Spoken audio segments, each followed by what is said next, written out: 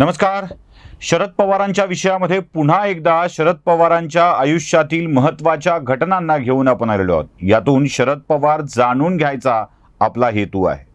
शरद पवारांनी आपल्या आयुष्यामध्ये सतत बदलत्या भूमिका ठेवलेल्या आहेत आणि त्यांची स्पष्ट मतं पुन्हा कधीतरी समोर येतात आणि त्यातून पवारांना वास्तविक त्या व्यक्तीविषयी, त्या घटनेविषयी काय वाटतं याची स्पष्टता होऊन जाते. असं बऱ्याच वेळेला घडलेलं आहे. वेगवेगळ्या घटनात पवारांची वेगवेगळी होणारी मतं याविषयी आपण पुन्हा जाणून घेणारच आहोत. पण आता पवार ज्यांच्याविषयी फार आदरानं बोलतात त्यांच्याविषयी पवारांना काय काय वाटलंय प्रासंगिकदृष्ट्या ते आता आपण पाहणार आहोत. शरद पवारांचे गुरु म्हणजे यशवंतराव चव्हाण. यशवंतराव चव्हाणांनी शरद पवारांना सातत्यानं मदत केलेली आहे. नुसती मदत नव्हे तर आपलं राजकीय करिअर पणाला लावून पवारांचा उदय होईल यासाठी प्रयत्न केलेले आहेत.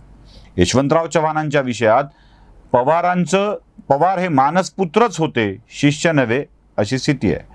पण पवारांनी आपल्याला मानसपुत्र मानणाऱ्या पितृतुल्य व्यक्तींसोबत काय केलं आहे आणि कशा स्वरूपाची त्यांच्याविषयी मत ठेवलेलं आहे हे आपल्याला जाणून घ्यायचं आहे. नमस्कार, मी आहे सुशील कुलकर्णी. आपण पाहता एनालायझर.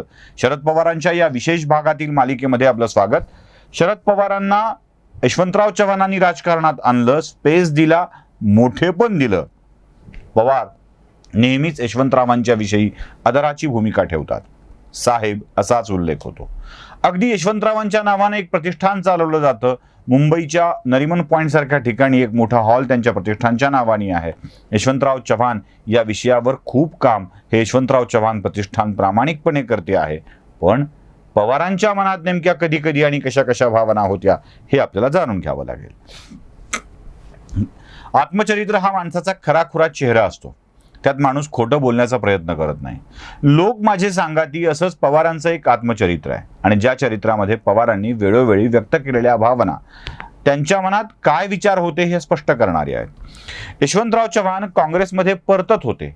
म्हणजे एक काळ असा होता की इंदिरा गांधींच्या सोबत नाराज होऊन यशवंतराव चव्हाण वेगळ्या पक्षामध्ये आले.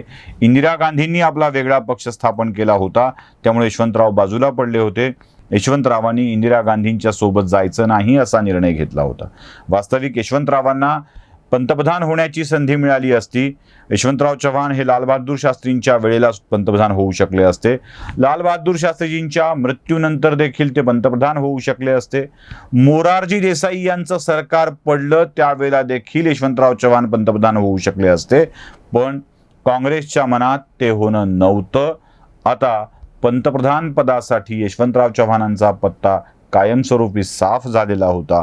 इंदिरा गांधींना कधीच यशवंतरावांना पंतप्रधान होऊ द्यावं वाटलं नाही. ही एक वस्तुस्थिती आहे आणि तीच वस्तुस्थिती घेऊन आपल्याला पुढे सरकावं लागेल. जेव्हा यशवंतराव चव्हाण काँग्रेसमध्ये परतण्याचा प्रयत्न करत होते तेव्हा काय झालं? शरद पवारांना यशवंतराव चव्हाणांनी काँग्रेसमध्ये परतूच नये असं वाटत होतं. यशवंतराव चव्हाणांच्या सोबत शरद पवार काँग्रेसमध्ये गेले नाहीत हे इथे पहिल्यांदा उल्लेख करावा लागेल. आणि त्यावेळी शरद पवारांचं जे मत होतं ते त्यांनी स्पष्टपणे व्यक्त केलं आहे. पान क्रमांक 297 वरती व्यक्ती आणि प्रवृत्ती यामध्ये तुम्हाला ते प्रकरणात दिसेल. त्यात शरद पवार स्पष्टपणे म्हणतात, काँग्रेसने यशवंतरावांचा अपमान केला. यशवंतरावांनी पत्र पाठवून इंदिरा गांधींना सांगितलं की मला काँग्रेस पक्षात प्रवेश करायचा आहे. इंदिरा गांधींनी उलट टपाली यशवंतरावांना कळवलं की तुम्हाला वाट बघावी लागेल, हे काँग्रेसच्या कमिटीसमोर ठेवू, त्यांच्या विचारार्थ ठेवू आणि विचारार्थ ठेवल्यानंतर तुमच्या अर्जाला मंजुरी मिळाली तर तुम्हाला काँग्रेसमध्ये प्रवेश करता येईल. 3 महिने इंदिरा गांधींनी शरद पवारांच्या सांगण्यानुसार इंदिरा गांधींनी 3 महिने यशवंतराव चव्हाणांना तिष्ठत ठेवलं. म्हणजे खरोखर राग होताच. पवारांचा काँग्रेसवरही राग होता आणि काँग्रेस पक्षात प्रवेश करण्याची यशवंतरावांची कृती पवारांना आवडलेली नव्हती. इंदिरा गांधींनी नेतृत्व यशवंतरावांना दिलं नाही याचा उल्लेख देखील पान क्रमांक 299 वरती शरद पवार करतात. यशवंतरावांनी तो निर्णय चुकीचा घेतला होता असं शरद पवारांना वाटतं. म्हणजे एक तर आपल्या गुरुसोबत ते काँग्रेसमध्ये गेले नाहीत, दुसरं आपल्या गुरूंनी घेतलेला निर्णय चूक होता असं पवारांना वाटत होतं. त्यांनी त्या निर्णयाची चूक होता याची कबुली किंवा याचं म्हणणं आपल्या आत्मचरित्रात मांडलं. आणि तिसरी गोष्ट, ते मोरारजी देसाईंचं सरकार पडल्यावर जे बोलतात ते खूप महत्त्वाचं आहे. त्यावेळेसच्या राष्ट्रपतींच्याकडं शरद पवार गेले होते, कारण राष्ट्रपतीच्या निवडणुकीमध्ये पवारांनीच राष्ट्रपतींच्या, रेड्डी राष्ट्रपती होते त्यावेळेस त्यांनी गेले होते आणि त्यांनी सांगितलं होतं की मी तुमच्यासाठी काम केलं आहे, यशवंतरावांनीही तुमच्यासाठी काम केलं आहे, यशवंतरावांना संधी द्यावी. तेव्हा यशवंतरावांनी आपलं सरकार स्थापनेचा दावा केलेला नव्हता. राष्ट्रपती त्यांना बोलवायला तयार होते. तेव्हा राष्ट्रपती जे बोलले ती वाक्य जशाच तशी आपल्या पुस्तकामध्ये पान क्रमांक 301 वरती शरद पवारांनी नोंद करून ठेवली आहेत की तुझ्या नेत्याला सांग, त्याला म्हणाव सरकार स्थापनेचा दावा कर, तो कोणतीही कृती करत नाही. हे वाक्य जशाच तसं देऊन यशवंतरावांनी सरकार स्थापनेसाठी, पंतप्रधान होण्यासाठी कोणतीही कृती केलेली नव्हती. ते थंड बसले होते. हेच पवारांना अधोरेखित करायचं होतं. पवारांनी ते करून टाकलं. मोठं मोठं म्हणत ज्या पद्धतीनं मोठ्या माणसांवरती आघात करायचा असतो हे कौशल्य पवारांना खूप चांगल्या पद्धतीनं आत्मसात आहे. ज्या काँग्रेसमध्ये यशवंतरावांना जायला पवारांनी विरोध केला त्यांच्यासोबत ते गेले नाही. ज्या यशवंतरावांनी सरकार स्थापनेचा दावा केला नाही म्हणून पवार नाराजी व्यक्त करतात, पुढे 1986 साली राजीव गांधींच्या उपस्थितीमध्ये स्वतः शरद पवारच आपला पक्ष काँग्रेसमध्ये विलीन करून टाकतात. यशवंतराव जेव्हा निर्णय घेत होते तेव्हा काँग्रेस योग्य नाही असं वाटत होतं, काँग्रेस भावनेवर चालत नाही असं वाटत होतं. आणि जेव्हा स्वतःची वेळ आली तेव्हा मुख्यमंत्रीपद समोर दिसल्याबरोबर 1986 साली शरद पवार स्वतःला काँग्रेसमध्ये विलीन करून टाकले. पुढे असे प्रसंग आले नाहीत का? या काँग्रेसमध्ये राजीव गांधींसोबत शरद पवारांचं खूप छान जमलं आणि जेव्हा राजीव गांधींच्या मृत्यूनंतर सोनिया गांधी पक्षाच्या नेत्या झाल्या तेव्हा मात्र पुन्हा एकदा पवारांना काँग्रेस नकोशी वाटू लागली. म्हणजे आणखी एक बघा, साहेबांचं महिला धोरण काय तुमच्या लक्षात येऊन जाईल. जेव्हा इंदिरा गांधी काँग्रेसच्या नेत्या होत्या तेव्हा भावनात्मकतेवर काँग्रेस चालत नाही असं पवारांना वाटत होतं.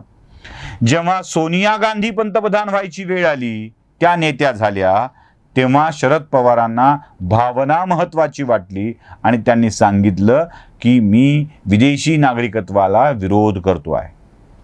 एकूण काय तर त्यांना नेहरू चालतात, त्यांना राजीव गांधी चालतात, पण त्यांना अगदी पी व्ही नरसिंहराव सुद्धा चालतात, पण त्यांना महिला नेता म्हणून चालत नाही.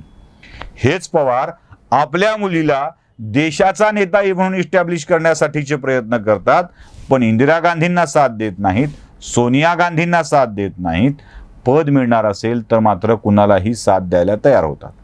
सोनिया गांधी नेता नको म्हणून पवार तारिक अनवर संगमा यांना घेऊन बाहेर पडले आणि बाहेर पडल्यावर आपला राष्ट्रवादी काँग्रेस पक्ष स्थापन केला.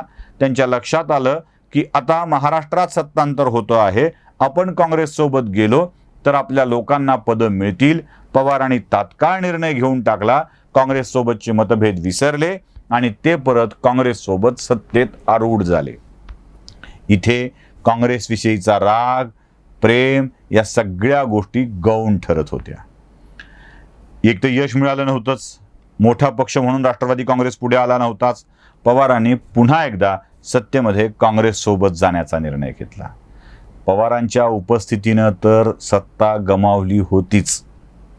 म्हणजे 85, 90 अशी जी अधोगती काँग्रेसची होत आली होती, 95च्या निवडणुकीत सत्ता गमावली, सगळं गमावलं. पुढे पवारांनी 99ला काँग्रेस सोडली, मग ते वेगळा पक्ष स्थापन केला, मग काँग्रेस सोबत पुन्हा सत्तेत निघून गेले.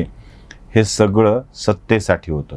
आमचे एक मित्र आहेत, ते नेहमी म्हणतात, वकील आहेत, हायकोर्टात वकिली करू का गावाकडे जाऊन लोकांच्या जमानती घेत बसू. शरद पवारांचा इंटरेस्ट हायकोर्टात, सुप्रीम कोर्टात वकिली करण्यापेक्षा गावाकडच्या जमानती करण्यात जास्त होता. म्हणजे इथल्या लोकांना सत्तेची पदं मिळत राहावीत आणि सत्तेतून लाभ मिळत राहावा, एवढाच एक हेतू शरद पवारांचा होता. महिलांच्या विषयात देखील पवारांचं फारसं महत्त्व चांगलं आहे असं दिसत नाही. म्हणजे तुम्हाला मी सांगितलं की इंदिरा गांधींना नाकारलं, सोनिया गांधींना नाकारलं, प्रभाराव यांच्यासोबत पवारांचं कधी जमलं नाही, प्रतिभा पाटील यांच्यासोबत पवारांचं कधी जमलं नाही, ज्या महिला नेत्या आहेत त्यांच्यासोबत पवारांचं फारसं कधी जमलं नाही, हेही आपल्या लक्षात येऊन जाईल. पुढे त्याच नेत्या शरद पवारांना सोडून मोठ्या झाल्यात. प्रभाराव राज्यपाल झाल्या, प्रभाराव प्रदेशाच्या अध्यक्षा झाल्या, प्रतिभा पाटील देशाच्या राष्ट्रपती झाल्या, त्याच्या आधी राज्यपाल झाल्या, त्याही मोठ्या पदावर जाऊन पोहोचल्या. सोनिया गांधी UPAच्या अध्यक्षा झाल्या, इंदिरा गांधी तर पंतप्रधान होत्याच. पवारांचं ज्या महिला नेत्यांसोबत जमलं नाही त्या पुढे मोठ्या झाल्यात आणि ज्यांच्यासोबत जमलं त्या खूप छोट्या राहिल्यात. म्हणजे अगदी दिलेले लाभ घेऊन तेवढ्यापुरतं साहेबांचं महिला धोरण राबवण्यासाठीच त्या पुढे आलेल्या आहेत. पवारांची प्रत्येक वेळी भूमिका अशी बदलत राहिलेली आपल्या लक्षात येऊन जाईल. 99ला सरकार आलं, 2004ला सरकार आलं, दोन्ही वेळेला पवार सोबत राहिले. पुढे 2009ला देखील सरकार आलं, त्यावेळेला देखील पवार सोबत राहिले. पवारांना लक्षात आलं की आता या सरकारमध्ये राहण्यात काही अर्थ नाही. पवारांनी काँग्रेसची साथ सोडली, सरकार अकाली पडलं. पृथ्वीराज चव्हाणांना मुख्यमंत्रीपदाचा राजीनामा द्यावा लागला, राष्ट्रपती राजवट लागू झाली. पुढे भाजपला चांगल्या जागा मिळाल्या, नंबर 1चा पक्ष झाला आणि भाजप सत्तेत राहावा यासाठी पवारांनी भाजपला पाठिंबा देऊन टाकला, न मागता देऊन टाकला. पुढे सत्तांतर झालं, शिवसेनेला पाठिंबा देऊन टाकला, काँग्रेसला सोबत घेतलं. एकदा काँग्रेसला टाळायला, एकदा काँग्रेसला पाळायला पवारांनी अशा भूमिका बदलल्याचं आपल्याला दिसतं. पवारांच्या निष्ठा, पवारांच्या भूमिका या सतत बदलत राहिलेल्या आहेत. अगदी आपल्या गुरुविषयीची भूमिका सुद्धा पवारांची बदलत राहिलेली आहे आणि अनेक विषयावर पवारांची मतं सातत्यानं बदलत राहिलेली आहेत. ती कशी बदलत राहिली यासाठी पुढचा आणि आणखी एक भाग तुम्हाला बघावा लागेल, ज्यात पवारांच्या बदलत्या भूमिकांविषयी आपण स्पष्टपणे बोलणार आहोत. हा व्हिडिओ कसा वाटला ते नक्की कळवा. लाईक, शेअर, सबस्क्राईब करायला विसरू नका. बेल आयकॉन नक्की दाबा. धन्यवाद.